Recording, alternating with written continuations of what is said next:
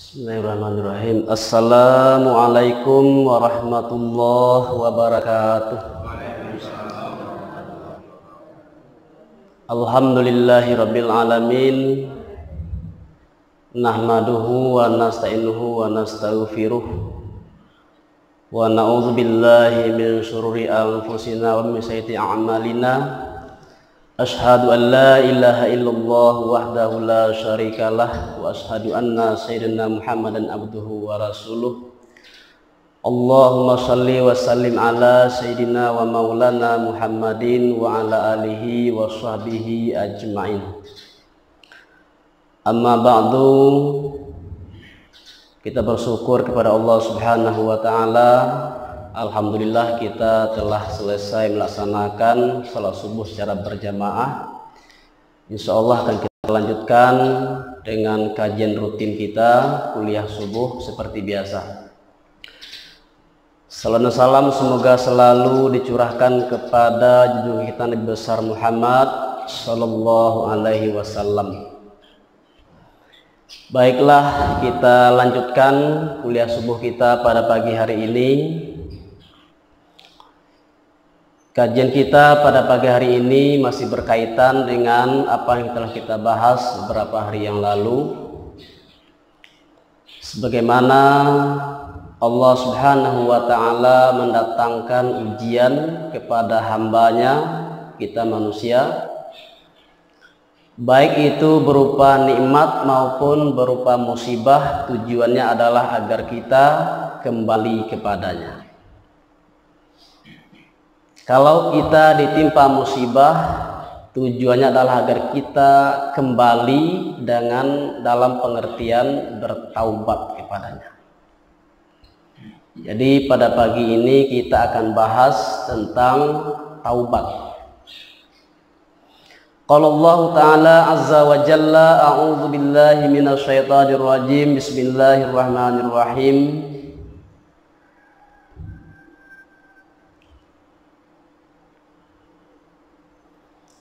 Qul ya ibadiyalladzina asrafu ala anfusihim la taqnitu mir rahmatillah innallaha yaghfirudz dzunuba jami'a innahu huwal ghafurur rahim, yang artinya adalah wahai hambaku, wahai para hambaku, yaitu orang-orang yang telah berlebihan atas diri mereka. Artinya orang telah melampaui batas. Janganlah kamu berputus asa dari rahmat Allah. Sesungguhnya Allah mengampuni sekalian dosa.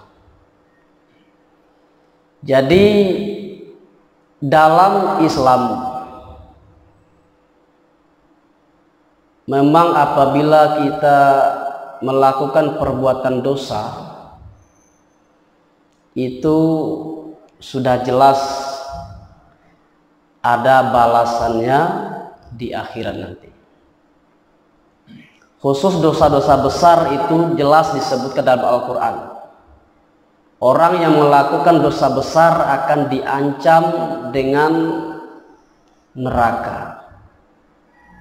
Jadi baik itu dosa besar maupun dosa kecil, sekecil apapun, nanti di akhirat akan kita terima ganjarannya atau balasannya. Wa may ya'mal mithqala dzarratin khairan yarah wa may ya'mal mithqala dzarratin khairan yarah wa may ya'mal mithqala dzarratin syarran yarah. Jadi baik itu yang baik maupun yang buruk, sebesar biji bayam kita akan lihat nanti balasannya di akhirat. Tetapi Allah itu maha pengasih, maha penyayang. selagi kita masih hidup di dunia ini, selagi nafas kita belum sampai di tenggorokan atau sakaratul maut, selagi matahari belum terbit di barat, maka kita diberi peluang untuk bertaubat. Kita diberi peluang untuk mendapatkan ampunan dari segala dosa-dosa kita. Jadi di sini Allah memanggil ya ibadi, katakanlah wahai Muhammad, ya ibadi, wahai para hambaku. Jadi ini dari segi panggilan ini berbeda, bukan dipanggil ya ayyuhallazina amanu. Beda jadi gitu tuh. Ya ayyuhallazina amanu. Kenapa Allah tidak memakai ya ayyuhallazina amanu, tapi ya ibadi, wahai para hambaku. Apa yang bisa kita pahami dari panggilan itu? Itu adalah panggilan kasih sayang. Jadi artinya apa? Walaupun kita orang yang berdosa, orang yang kotor, tapi Allah masih sayang kepada kita sebagai hamba-Nya yang telah melampaui batas. La taqnatu mir rahmatillah, janganlah kamu putus asa dari rahmat Allah. Jadi kan ada orang sebagian karena dosa banyak, apalagi dosa gadang dah. Apa alasannya untuk hendak tobat? Karena putus asa tadi. Saya ini orang jahat, saya ini orang kotor, saya sudah banyak berbuat dosa, tidak mungkin Allah mengampuni saya. Nah ini yang lebih parah.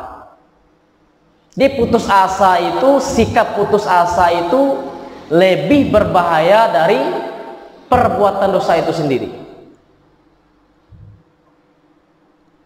Jadi ini kalau kita lihat asbabun nuzul ayat ini,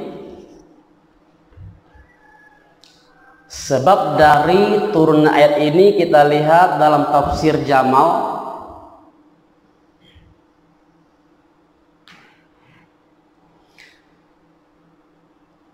Rasulullah SAW mengutus kepada Wahsy.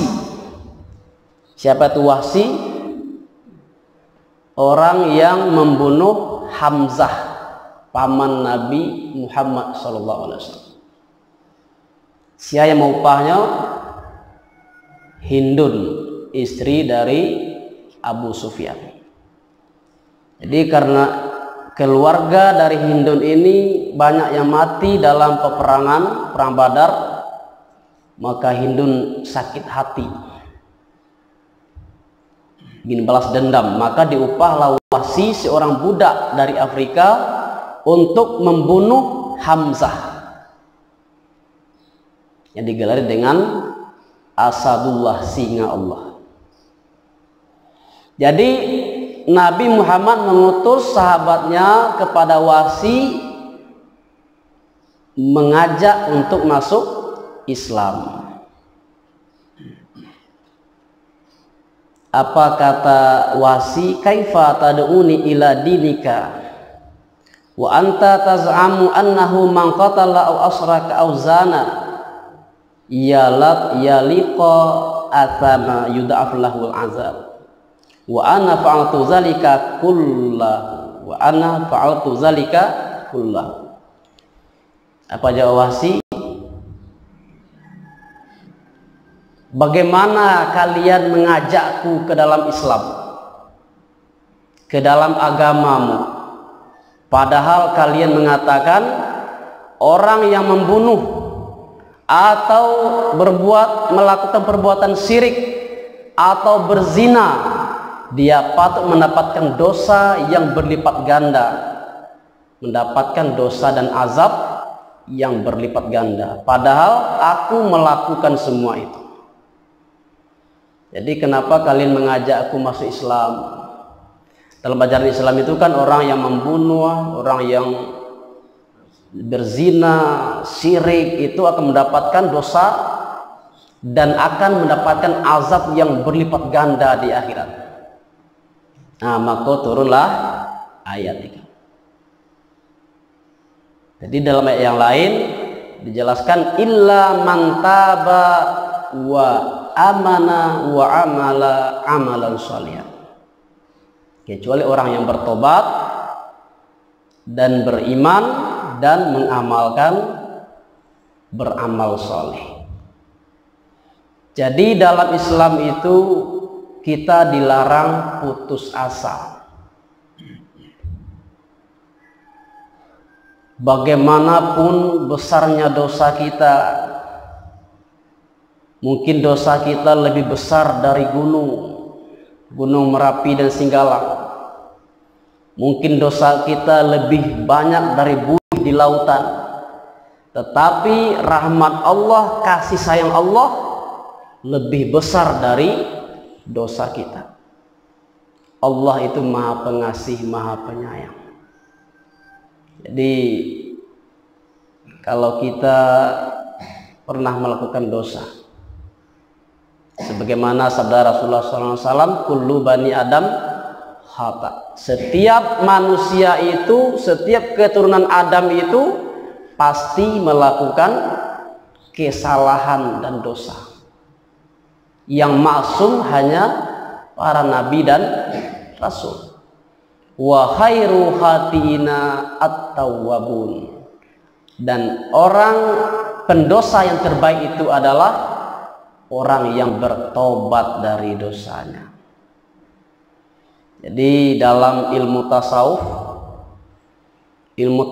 itu adalah perjalanan spiritual, perjalanan rohani, mendekatkan diri kepada Allah Subhanahu wa Ta'ala. Dalam perjalanan menuju Allah itu ada disebut dengan pemberhentian, atau kalau kita ibaratkan kereta api, ada stasiun-stasiun atau terminal-terminal. Maka stasiun atau makam atau stesen yang pertama adalah taubat. Jadi kalau kita ingin mempelajari ilmu tasawuf, mengamalkan tasawuf, menjadi seorang sufi, makam yang pertama itu adalah taubat. Jadi kalau di taubat tidak berhasil, tidak bisa jalan terus. Jadi kalau kita ingin benar-benar menjadi mukmin yang sejati, benar-benar seorang muslim, maka kita harus taubat. Ya ayyuhalladzina amanu tubu ilallahi taubatan nasuha. Wahai orang yang beriman, taubatlah kamu kepada Allah dengan sebenar-benar taubat. Jadi dalam Islam itu orang yang benar-benar bertaubat, taubat nasuha, itu diampuni segala dosanya. Bagaikan bayi yang baru lahir. Jadi baik itu orang kafir yang bertobat masuk Islam maupun orang Islam sendiri yang bertobat dari segala dosa-dosanya. Jadi di sini ditafsirkan asrafu ala anfusihim, orang yang telah berlebihan atas diri mereka, ai bil kufri au bil ma'asi, dengan kafir atau dengan perbuatan maksiat. Jadi karena itu, kalaupun kita pernah melakukan dosa, melakukan kesalahan, masih ada harapan. Jangan sedih, jangan risau, jangan khawatir. Allah itu Maha Pengasih, Maha Penyayang. Jadi untuk menutup kajian ini, ada dua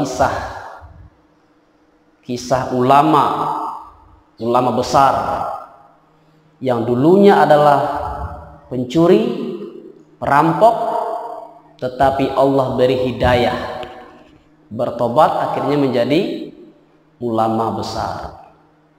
Yang pertama adalah Fudail bin Iyad. Pernah kita dengar mau?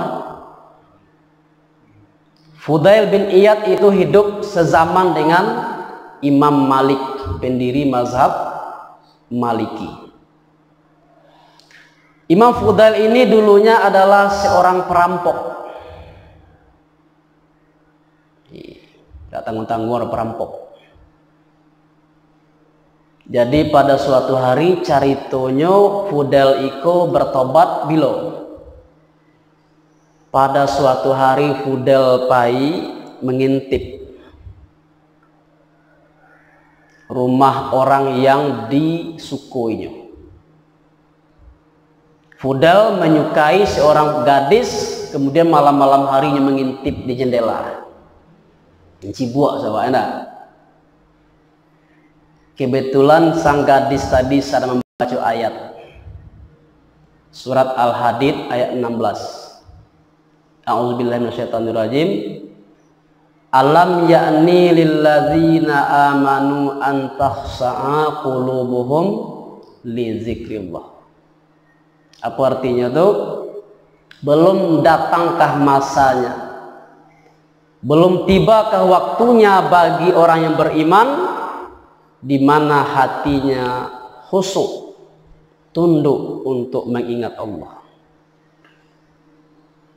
Mandangan ayat dan sepotong tadi langsung tersentuh hati Fudail tadi.